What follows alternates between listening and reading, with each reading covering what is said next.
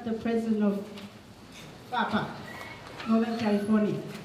We have two other sponsoring groups, which is Students for Southern Taiwan, and actually also Taiwanese Student Association, both at Berkeley, and then North America Taiwanese Professors Association.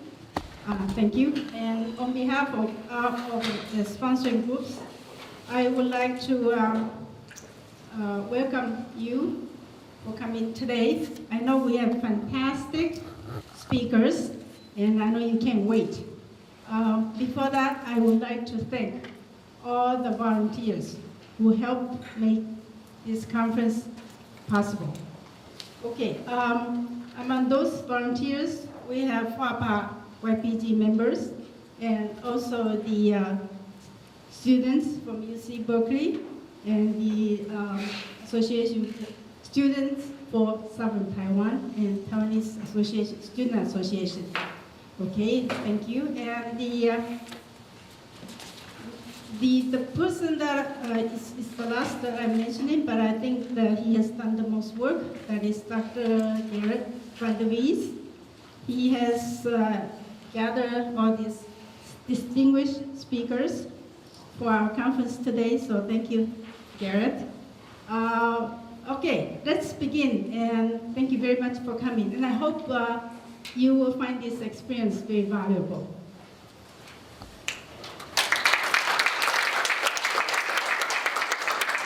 So for our first speaker this afternoon, I've had the pleasure of knowing him ever since I've gotten involved. He's been a staunch supporter of Taiwan for over 30 years, specifically as a senior policy analyst for the Formosan Association of Public Affairs. And this afternoon, he's going to give us some historical background on the San Francisco Peace Treaty. Introducing Dr. Gerrit Van der Vries.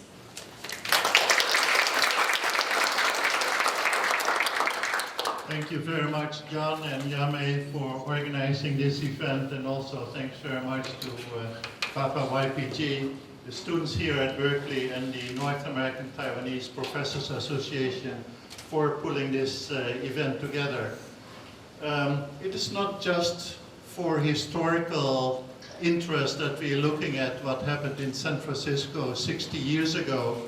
It is also of key importance to the debate that is raging in Taiwan today about the direction of Taiwan's future. Do they want to edge closer to China, or do they want to be a full and equal member in the international community?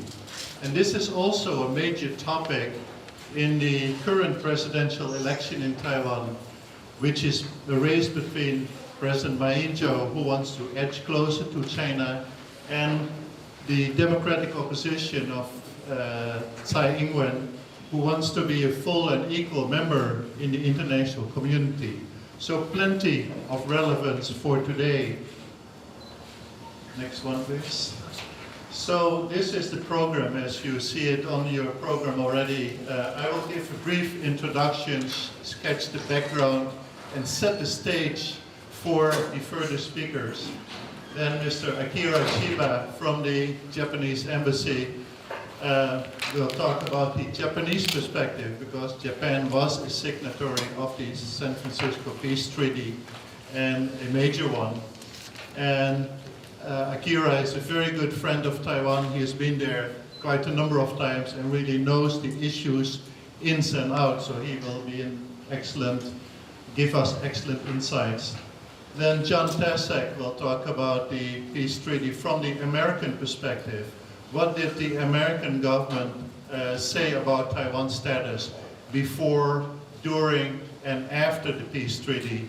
And that is, of course, also very enlightening, and we can always expect from John a very interesting presentation on what's there. And then finally, last but not least, we have Gordon Chang. And Gordon will take us into the present and show us how it is so important to really take a good starting position into the discussion that we have about Taiwan's status today.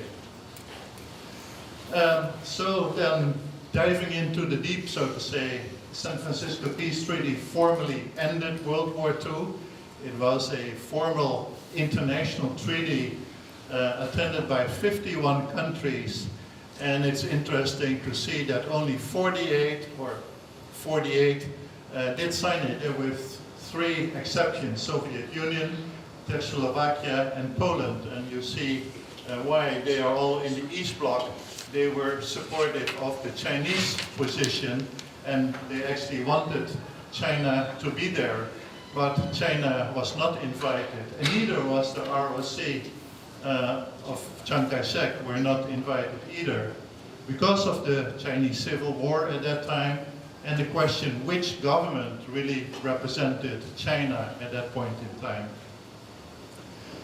The treaty restored full sovereignty to Japan, and I think that's an important issue, because up until that time, Japan had been occupied by the Allied forces. MacArthur went there right after World War II, and there was the occupation of Japan.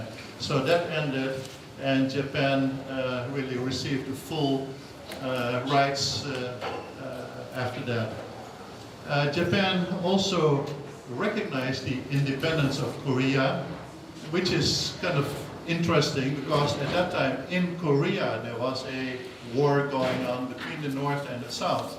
But it was the recognition of Korea that is of importance at San Francisco.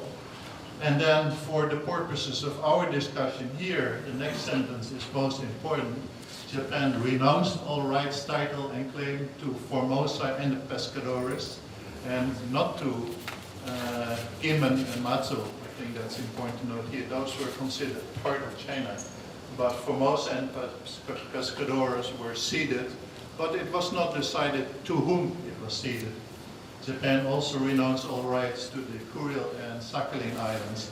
That's another discussion. That's further to the north. There's lots of complications there too, but not for our discussion here today. So then we turn to Taiwan and look for a very brief moment. What was the situation about Taiwan before the end of World War II? And we do see here that there was a pronouncement about Taiwan's status at the Cairo Declaration in '43, when Roosevelt, Churchill, and Chiang Kai-shek met. And at the end of this meeting, they issued a press release. And in this press release, they said that they declared the intention to restore Manchuria, Formosa, and the Pescadores to the ROC. So this was just a declaration of intent. This is not, as we see later, what will really happen. And also notice that Manchuria is mentioned there, and later on, as you know, Manchuria received independence. Next slide. This intention was reiterated at Potsdam, but as I said, this is not really what happened after World War II, because under General Order Number 1, General MacArthur only authorized temporary occupation of Formosa on behalf of the Allied forces. So this is something very different from restoring the sovereignty to the ROC. And this temporary occupation transfer happened on October 25, 1945. Then what happened in Taiwan was, as you all know, because you're so familiar with that part of history, the appointment of Chen Yi as governor, and he and his people really treated Taiwan very much as occupied territory, and the civil servants were very corrupt. His troops were engaged in widespread looting and so on. So we've heard so many stories about those days. Then on February 28, 1947, the widespread demonstrations and the 228 incident, or 228 massacre, as we really should call it, because 28,000 people were massacred by the Chinese troops. And that is really an indelible scar in the history of the Taiwanese people, and really quite important also to remember, not only for Taiwan, but for the international community to know about. And John will talk a little bit more about how this was perceived by the American government at that time, so that's also very enlightening. Then, in the next year, 48, 50, 49, of course, the Chinese Civil War drags on, but it soon turns out that Chiang Kai-shek is on the losing end, and he is kicked out. The PRC is declared on October 1st, and Chiang was actually still in China at that time. We sometimes don't realize that, but when the PRC was declared, he was still somewhere in Nanjing or one of the other places there. And then he came over to Taiwan with his government. So from an international perspective, the occupation of Taiwan by the Chinese nationalists was temporary and not recognized. At San Francisco, Japan ceded sovereignty over the island, but not to whom. And most participating states, and several of the other speakers will talk more about that, basically said this is to be determined in due time, taking the wishes of the Formosan population into consideration. I think that is a very crucial element that we still have to realize at the present point in time.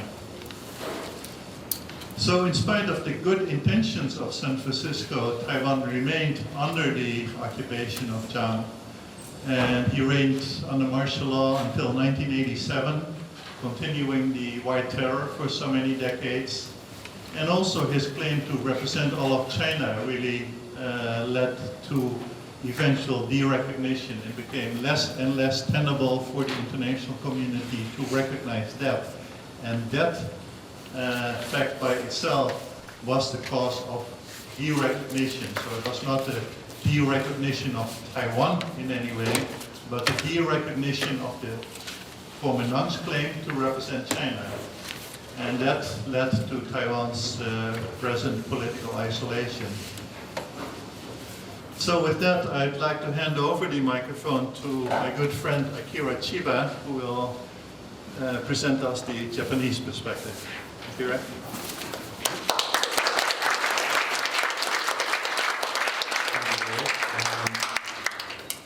I'd like to thank Gerrit for bringing me back to Berkeley, and I'd like to thank the sponsors and volunteers for realizing this event today.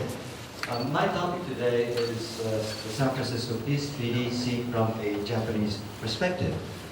And as Gerrit has mentioned, this treaty let Japan recover its full independence. It is a very important treaty to Japan, and Japan is very committed to this treaty. So much so that there are other treaties that Japan signed that mentions the San Francisco Peace Treaty, which is the next slide. The Treaty of Peace between the Republic of China and Japan, which came into effect April 28, 1952, or commonly known as the Treaty of Taipei. In the Treaty of Taipei, it is written that it is recognized that under Article 2 of the Treaty of Peace, that's the San Francisco Peace Treaty, please go back to the, and Japan has renounced all right, title, and claim to Taiwan, Formosa, and Penghu, the Pescadores, as well as the Spratly Islands and the Parcel Islands. This is very interesting, although to go further into this, Spratly and Parcel is the South China Sea problem. So Article 2 of the San Francisco Peace Treaty, let's have a look at that. The Treaty of Peace with Japan, which was signed September 8, 1951. It says Japan renounces all right, title, and claim to Formosa and the Pescadores.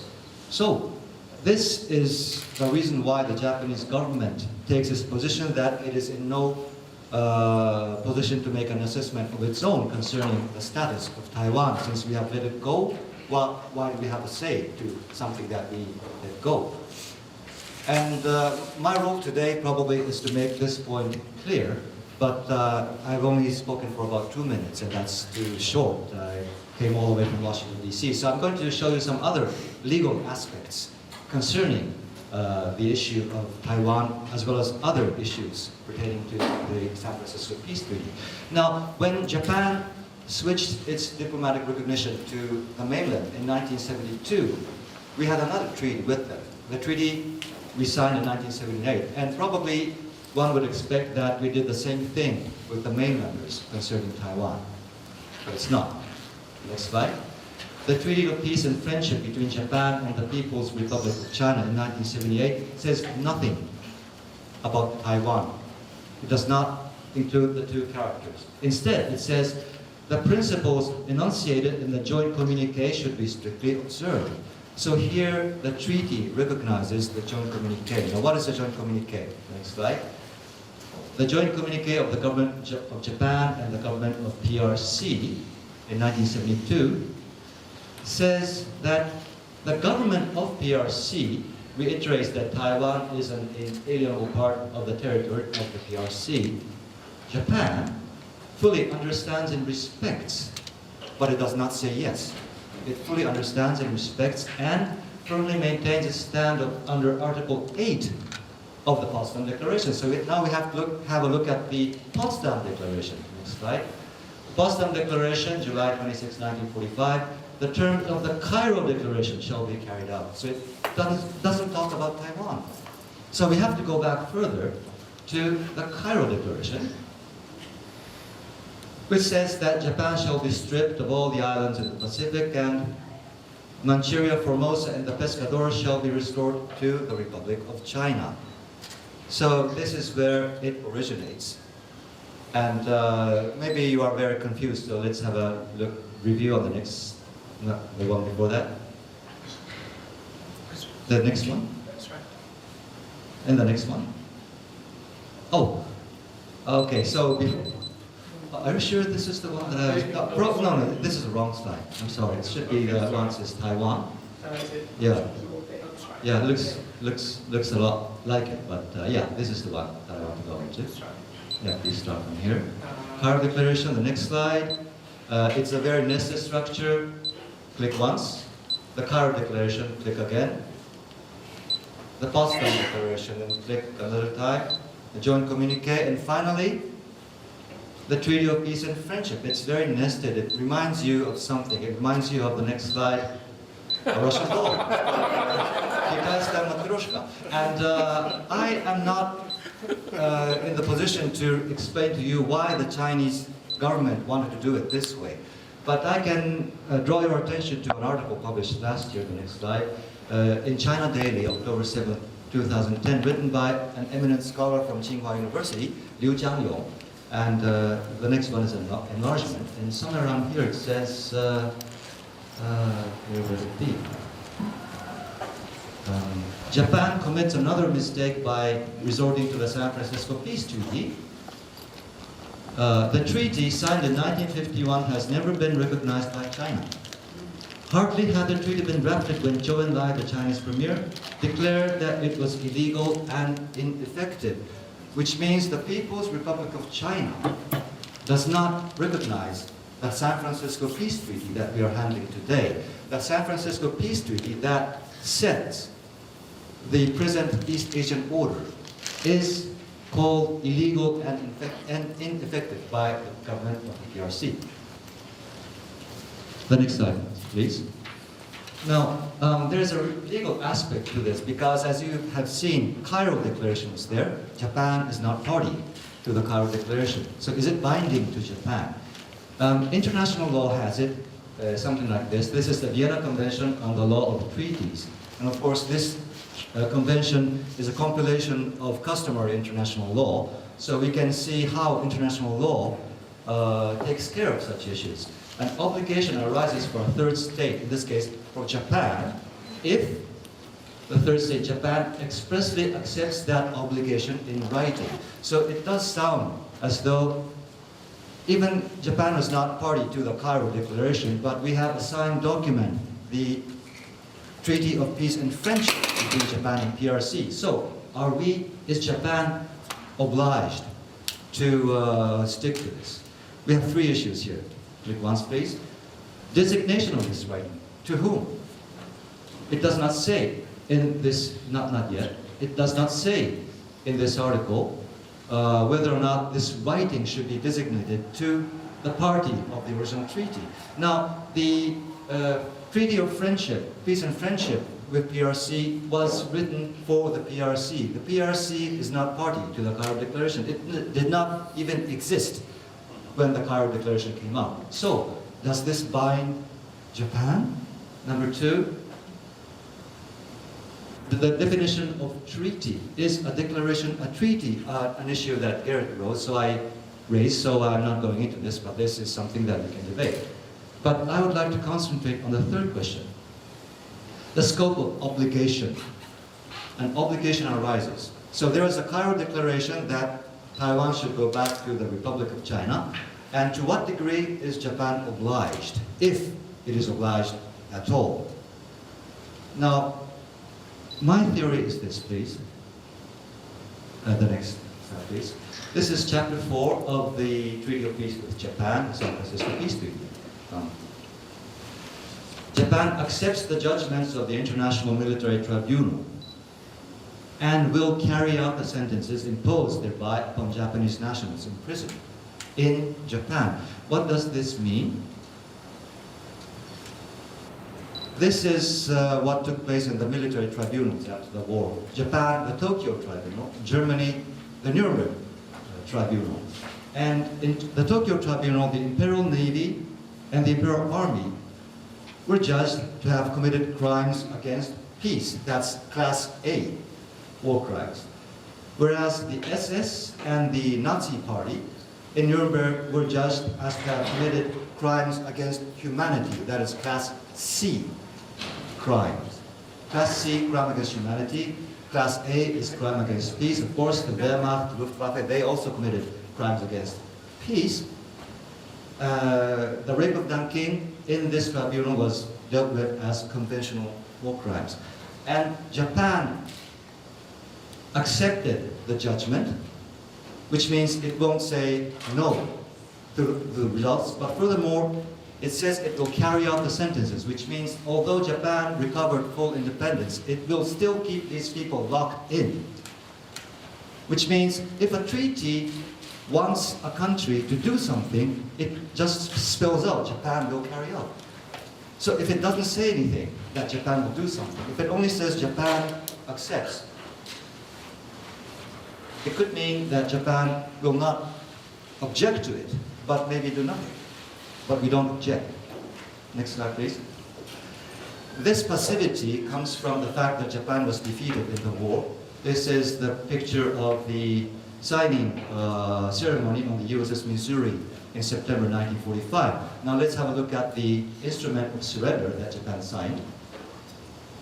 We, acting by command of and on behalf of the Emperor of Japan, the Japanese government, and Japanese Imperial General Headquarters, this is the Japanese side, and on the other side, the governments of the United States, China, and Great Britain, and subsequently adhered to by the Union of Soviet Socialist Republics. And these four powers are called the Allied powers.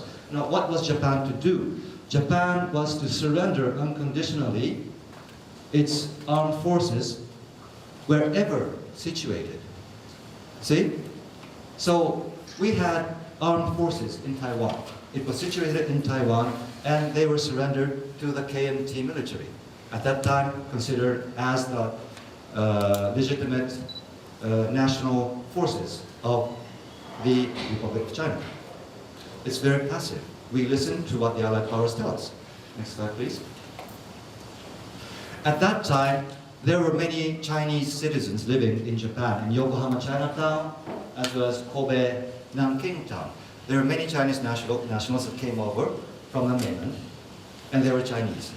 But there were also many Taiwanese who were living in these areas, who were Japanese citizens because Japan administered colonial rule to Taiwan, so they were Japanese citizens. But once Japan was defeated, there came a question, are these people still Japanese? And we had Koreans too. Are Koreans still Japanese? It was decided by the general headquarters of the Allied forces that no, they will be foreigners. They will lose Japanese nationality. So what happened? Next slide, please. They had to register as foreigners. And this is the present alien registration certificate. And you can see here where you have right to nationality. In the case of the Koreans, because in 1947, when this registration certificate was introduced, there was no Republic of Korea. Korea was not a country yet. So they were, as a nationality, they had Chosen or the Korean Peninsula, not a country name. But the case for the Taiwanese citizens who were Japanese, we have to write China, not Taiwan, but China. Next slide, please. It is because the Alien Registration Edict, issued on May 2nd, 1947, one day before the present-day Constitution came into effect. We have to look at the nationality of the person. We have to decide the nationality. So this complicates a lot of things because another law concerning foreigners, the Immigration Control Act, talks about nationality as well as the origin of the travel document. I was working at the Immigration Bureau before coming to Washington, D.C., and my decision was to abolish the alien registration law altogether. It's too complicating. So from next year, we will only look at the nationality or the travel document, which means, the next slide, in the new residence card, those from Taiwan will write Taiwan and not China anymore. And I see a gentleman there with a t-shirt saying Taiwanese on his chest. So this is going to happen in Japan as well.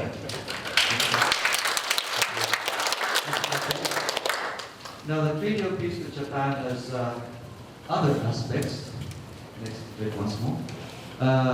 Japan renounced all rights to its overseas territories, but its own territory, Okinawa, went into trusteeship by the United States. Where is Okinawa? Next slide. This is People's Daily, the mainland party organ of the Chinese Communist Party. Talks about the enlargement is in the next slide. The struggle of the Liu Chu people against American occupation. And this article, published in China, tells you where Okinawa is. Next slide, please. 琉球群岛上部在我国台湾东北和日本九州岛之间的海沟上，包括尖阁诸岛。So 尖阁诸岛 is part of Okinawa. Where is 尖阁诸岛? Next slide, please. Next slide, please. This is a map published in the People's Republic of China. Next one. If you flip over, it's written confidential here, but you can't see very well, so I have a digital image in the next slide. 国家测绘总局 State Mapping Authority, 1969, 秘密 confidential. And on this map, next slide, you see these islands. This pen is this map, so that's the size. Next slide, please. Here it is, 尖阁群岛. And here it says 鱼钓岛, 国之立島. It's not Diaoyitao. This is a map published in China. I'm not telling about my standpoint. I'm telling about what China says. China says it is the Senkakus. China says it is Uotsurishima. This is in 1969. The next year they changed their whole position. But I want to be fair to the mainlanders because in Taiwan also there's a Kuomintang map. Please, next one. This is the Kuomintang school map. It also says Senkakus and Uotsurishima. So this is until 1970, and from the following year, everything changed. I think I've used up my time, so thank you very much for your attention.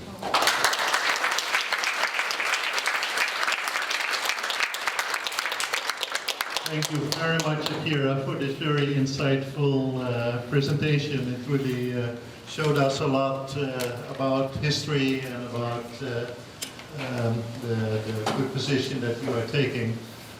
So let me now introduce John Tkacik, another good friend of Taiwan. He has really been active for many, many decades on Taiwan affairs. Actually, John served at the US State Department for many years. And when I first started to work on Taiwan issues after the Kaohsiung Zetian in 1979, we of course were very concerned about all the arrests in Taiwan and all the people who were taken into prison.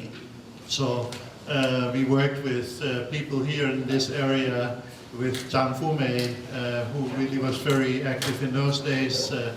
And we gave information to the State Department about the arrest in Taiwan. And you know whom it was that I talked to? John Tkacik. He was already at that time at the Taiwan desk, and he was very, very concerned about Taiwan. You actually grew up there, I understand, in the 1950s.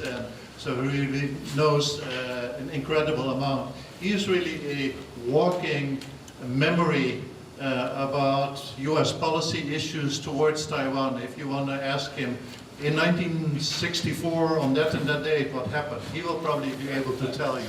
So with that, John, can I give you the floor?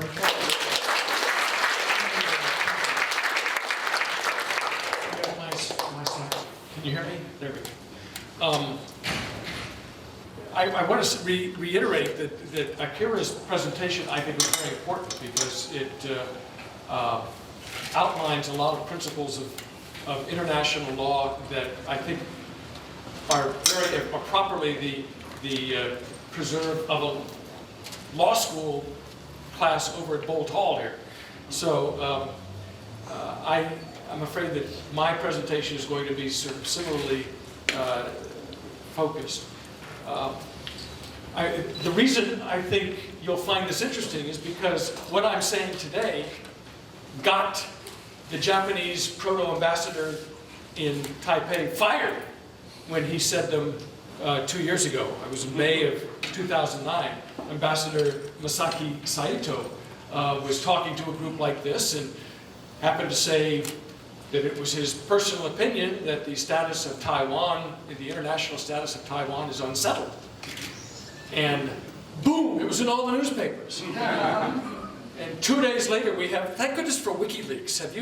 How many people read WikiLeaks? I mean, if you're interested at all in international affairs, I'll tell you, WikiLeaks is a current history book just waiting to be published here.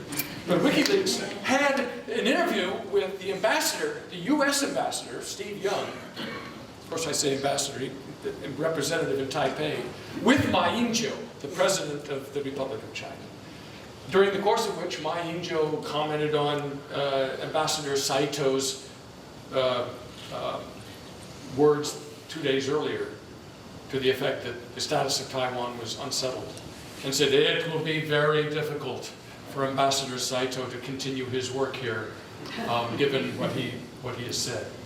And Steve Young, I have to say, didn't really comment. He just noted it down and sent it in the telegram to the State Department.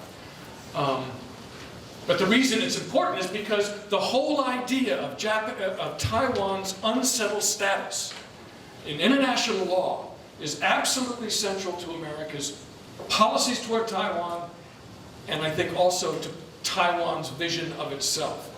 And I don't know about, there are differences between the Kuomintang and the Minjindang.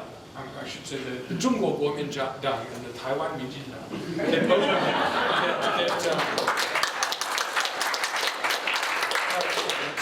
Those are the names, Zhongguo Kuomintang. And one side believes that the sovereignty of Taiwan resides in the Republic of China, and the other side believes